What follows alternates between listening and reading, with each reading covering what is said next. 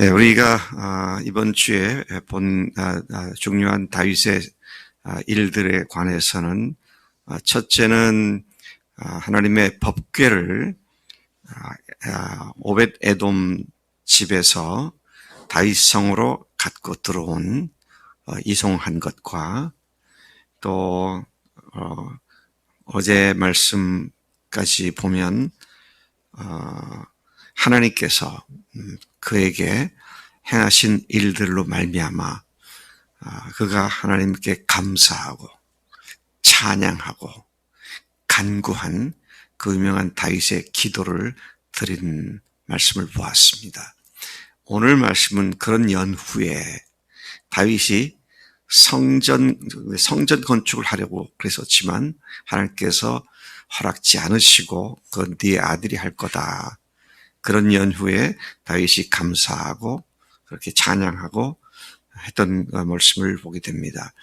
자, 그런데 오늘 말씀에 보니까 그 후에 여러 차례 전쟁을 치르고 전쟁마다 승리한 이야기가 기록되어 있습니다.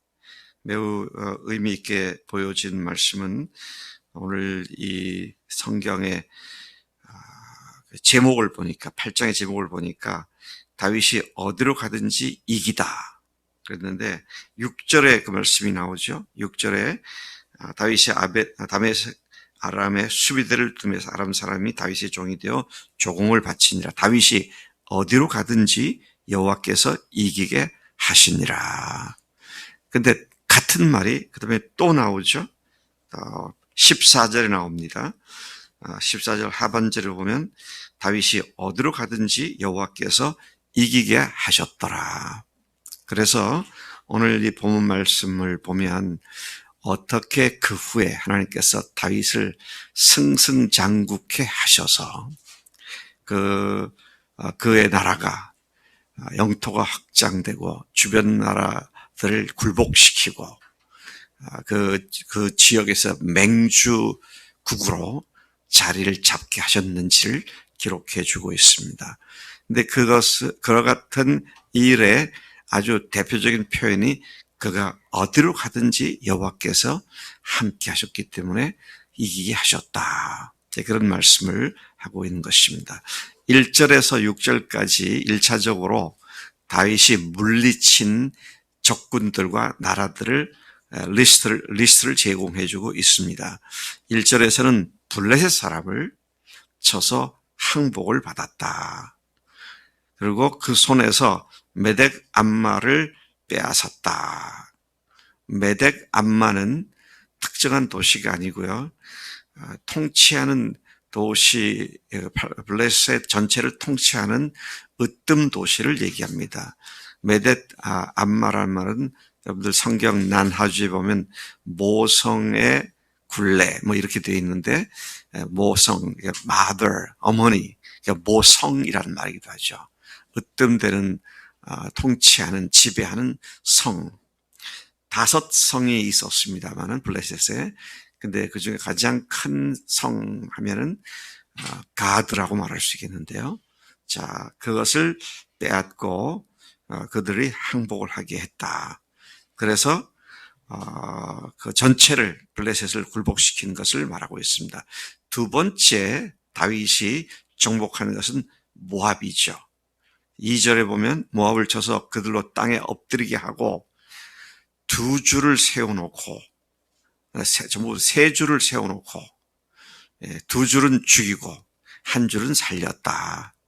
그러니까 지금 포로로 잡혀온 사람들을 딱 세 종류로 구분을 한 것 같아요.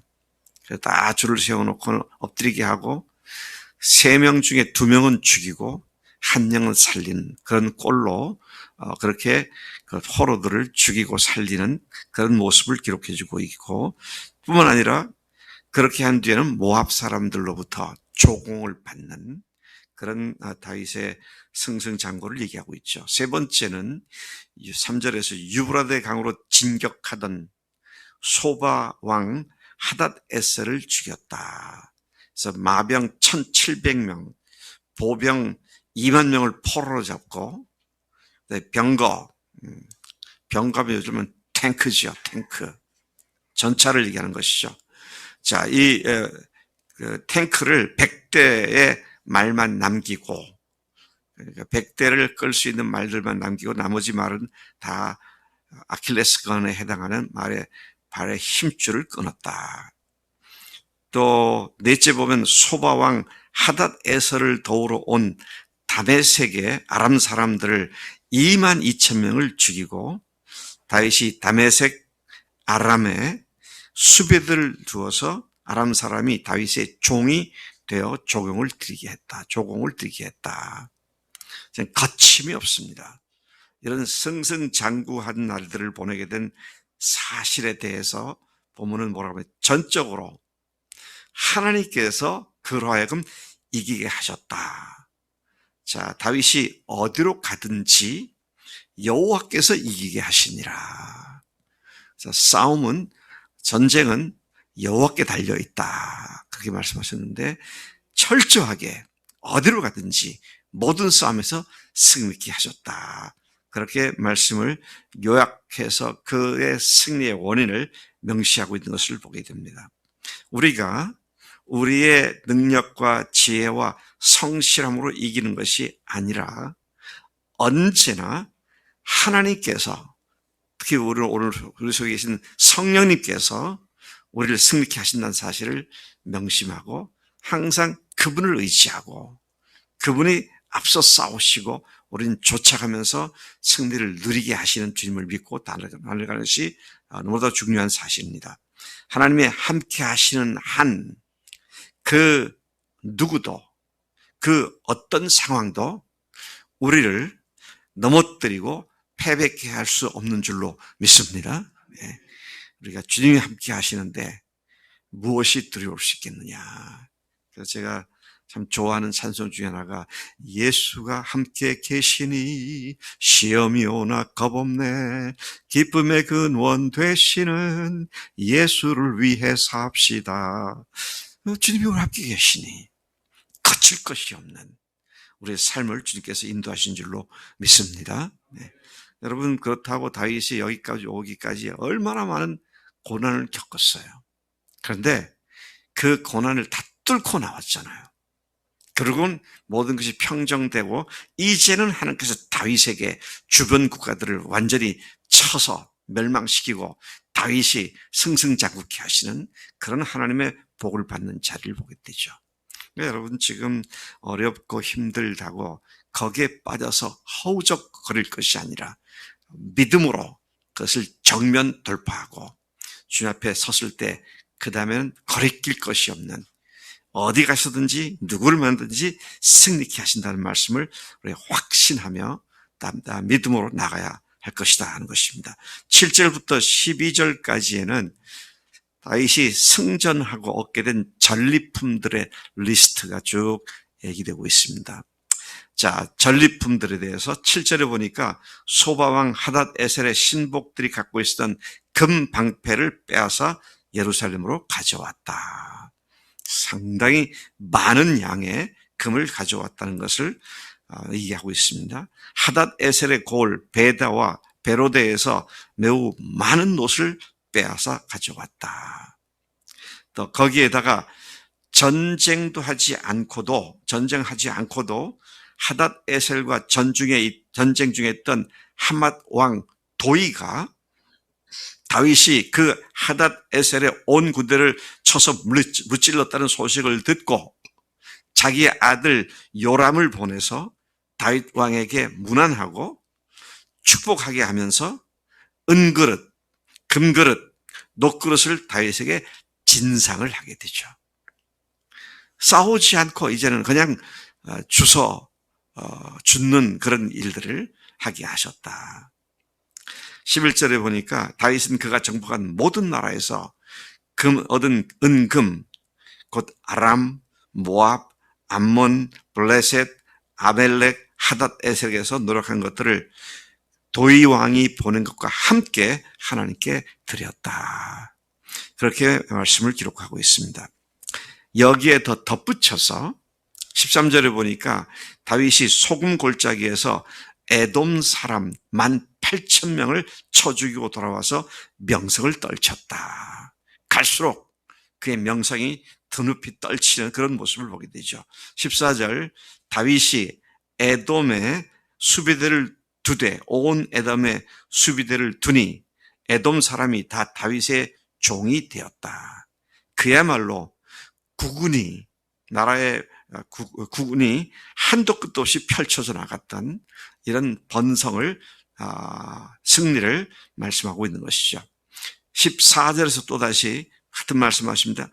다윗이 어디로 가든지 여호와께서 이기게 하셨더라. 그의 승리의 원천이 하나님이심을 다시 재차 분명하게 명시해주고 있습니다. 네가 어디를 가든지 내가 너와 함께하겠다. 성령님께서 우리가 어디에 가든지 우리가 함께 하신 줄로 믿습니다.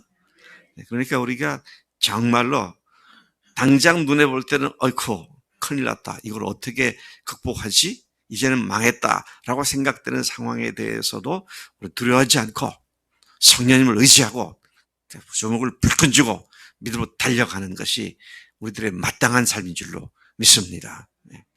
지난주에 사랑하는 것이 마땅하다 그랬더니 우리 제 아내부터 시작해서 많은 사람들이 그 말이 마음에 불편하다 그런 얘기를 하더라고요. 실제로 그렇지 못한 것 같으니까, 그렇게 못하는 것 같으니까. 그런데 여러분, 주님께서 목숨 걸고 사랑한다는 걸 너무 어렵게 생각하지 말길 바랍니다. 형제를 위해서 시간을 주는 게 그게 목숨 거는 거예요. 형제를 위해서 불편함을 내가 감내하는 거, 그거 목숨 거는 겁니다.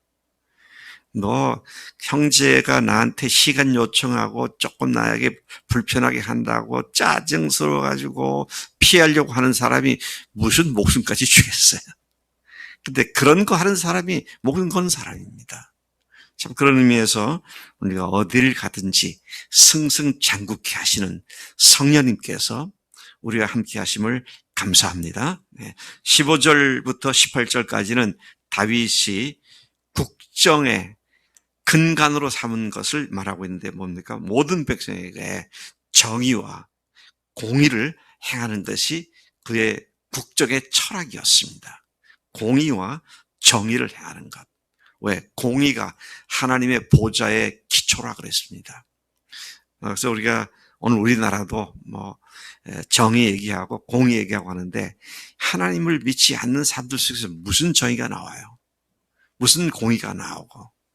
근데 참 우리가 이 문제에서 위정자들, 정치가들이 예수님을 믿게 되도록 계속 우리가 간절히 기도해야 하겠습니다만, 자, 본문은 다윗의 통치를 위한 안정된 내각을 구성하고 또 모든 그 책임자들을, 지도자를 세운 모습을 보여줍니다. 16절에 보면 군사령관 수리아의 아들 요압, 사관 아힐롯의 아들 여호사밧, 제사장 아히두베의 아들 사독과 아비아달의 아들 아히멜렉, 서기관에는 스라야, 그렛 사람과 블레셋 사람의 관할자로는 여호야다의 아들 분하야, 그리고 왕의 대신들은 왕자들, 다윗의 아들들. 그래서 빈틈없는 조각을 하고 안정된 정치를 하게 되었다. 그것을 18절까지 기록을 해주고 있습니다. 여러분, 한 나라가 세워지고 하는 일에 이 안정적으로 사람들을 세우는 것이 참 중요하죠. 그래서 우리나라도 지금 새로운 대통령이 벌써 100며칠이 지나갔는데 아직도 인사 문제로 그냥 어려움 겪고, 이게 다 정치 세력이 안정되는 과정에 겪는 것인데 우리나라도 이것을 위해서 계속 기도해서 우리가 어려움이 없도록 위해서 기도할 줄로 믿습니다. 하나님 아버지 감사합니다. 오늘 다윗을 통하여 어디를 가든 누구를 만나든 어떤 상황을 겪든 승승장구하게 하시는 하나님이심을 저희들이 확인했습니다. 오늘 성령 하나님께서 우리와 함께 계시니 우리가 어디를 가든 누구를 만나든 늘 승리케 하시는 승리의 주인 되시는 주님이신 줄로 믿사오니 성령님, 이 성령님을 의지하는 믿음의 견고하게 세워지는 우리가 되도록 역사하는 줄로 믿습니다. 그렇게 주님만 믿고 의지하고 달려가겠습니다. 감사하고 예수님의 이름으로 기도로 삼나이다. 아멘. 아멘.